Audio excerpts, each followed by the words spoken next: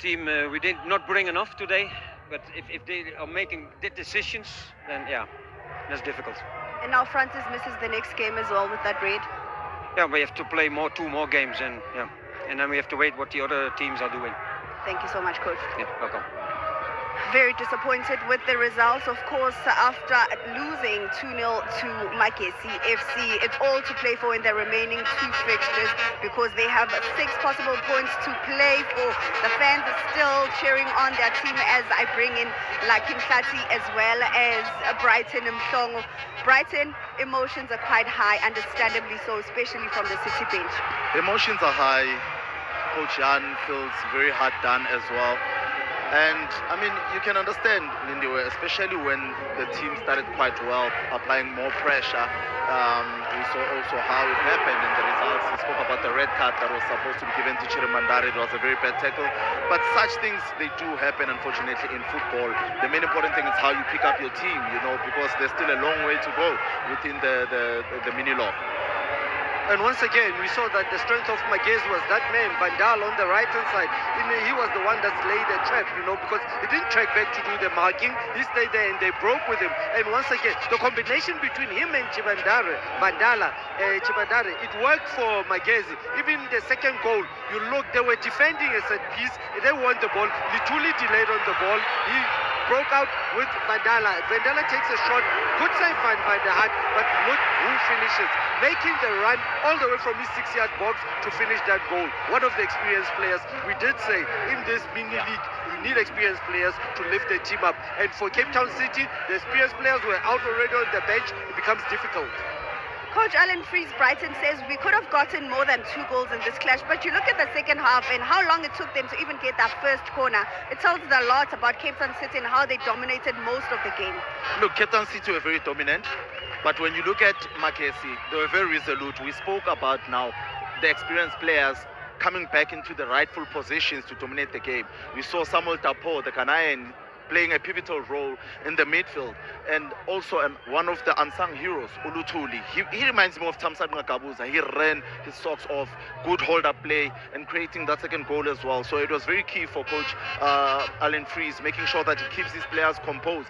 Some coaches will tell you that sometimes you need to suffer, let the opposition have the ball. As long as you keep a good tactical shape, then you'll get that opportunity. And that's what happened with Magezi. Yeah, defensive discipline from Magezi. And, pivotal performance from Vandala. Yeah.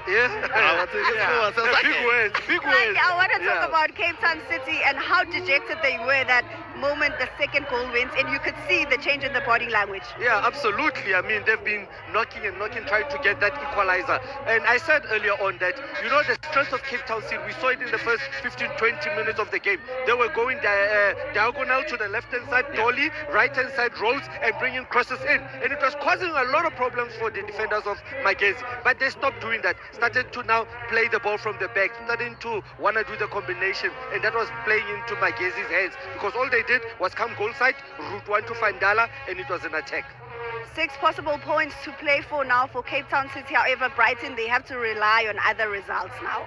It's always hard to rely on other results, but in football, sometimes worry about your own performances, worry about your own results, because right now what Cape Town City needs to do, they need to look at themselves, more especially when you look at up front.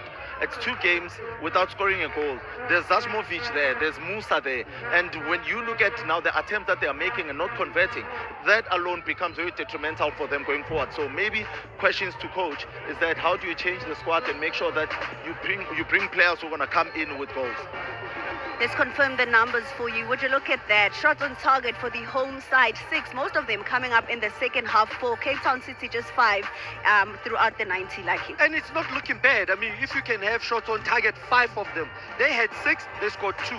They had 5, they scored none. Hence, Brighton is absolutely right, saying that if you create opportunities, doesn't hit the back of the net, and then you get a foul like the referee gave, and it's a corner, you become dejected. Yeah. But I loved the way they responded after the penalty. Yeah. You could see they were probing, knocking, even the substitute coming in, putting the crosses in. But it becomes tiring when those crosses are not converted at the back of the net. And in addition to that, I think also the age factor.